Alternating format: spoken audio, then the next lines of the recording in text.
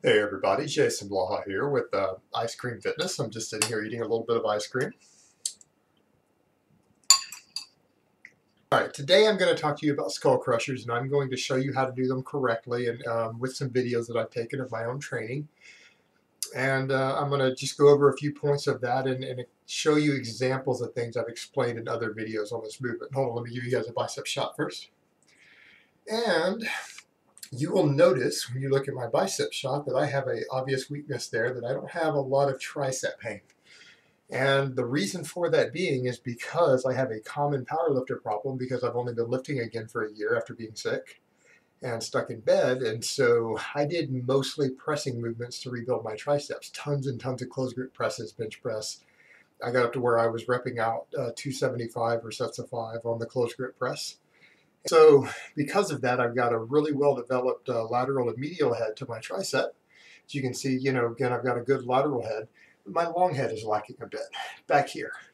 And that's a really, really common problem for people who build their triceps up using mostly compound movements, and even then using the incorrect isolation movements. And again, most tricep press downs and movements like that tend to work mostly the lateral and the medial head, and they don't really work the long head in the way that you would want to do.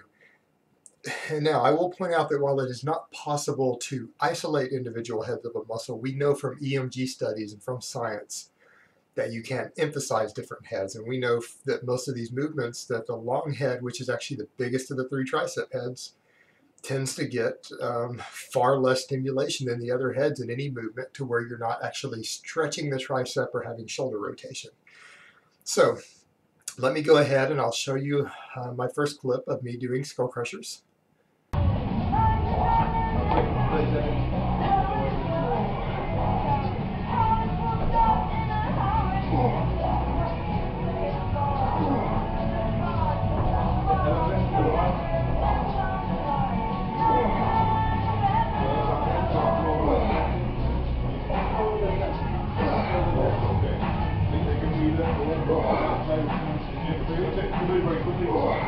Okay, now as you can see in that clip, I mean, normal people, most of the time when they do a skull crusher, you see them doing this.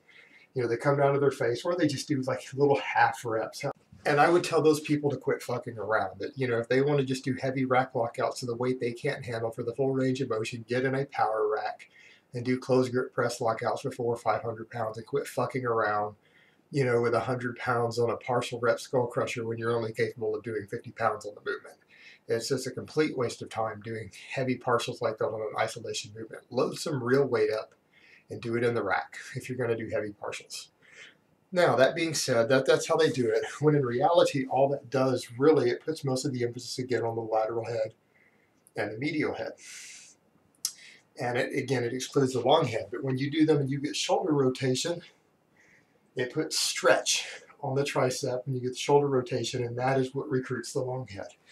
And that, for most people, because the long head tends to be, for most individuals who are training correctly, lifting heavy, using compounds to build most of their muscle, that is the head of the tricep that is going to lag for you.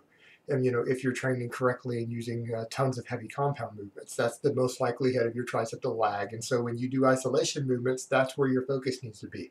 And so again, if you want to do a skull crusher, rather than a behind the head extension, because you can go heavier and it can be a better overall movement, you still need to focus on getting the long head in and making sure that you're working all 3 heads of the tricep with it, rather than excluding the long head, which is the biggest and the hardest to recruit with most movements.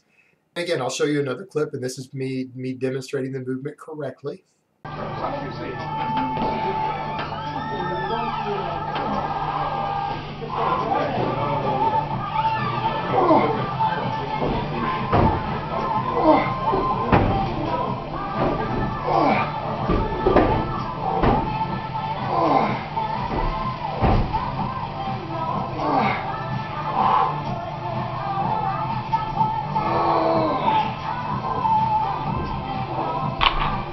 As you can see, for me, that was pretty well, the set was pretty much to failure. That was all I could handle. And so you can kind of see that when you're handling maximum loads, that's still what the form is going to look like. It should still be smooth and controlled, but you really need to focus on using a light enough weight that you can get that full rotation behind the head to recruit the long head and then move it up explosively. That's the one thing you'll also notice. My concentric rep is very explosive. The eccentric is controlled enough for me to get a good stretch at the bottom, and then when I hit that stretch and the long head is stretched, I contract it hard and fast. It's a very explosive, powerful concentric rep, which is again what you want for hypertrophy control. On anything that can put you in a stretch position, you want a controlled eccentric, good stretch, then explode. And so again, I hope that clarified points I've made in other videos about the skull crusher, and I hope it was an informative video for you. Let me give you guys another bicep shot, and I'll talk to you next time.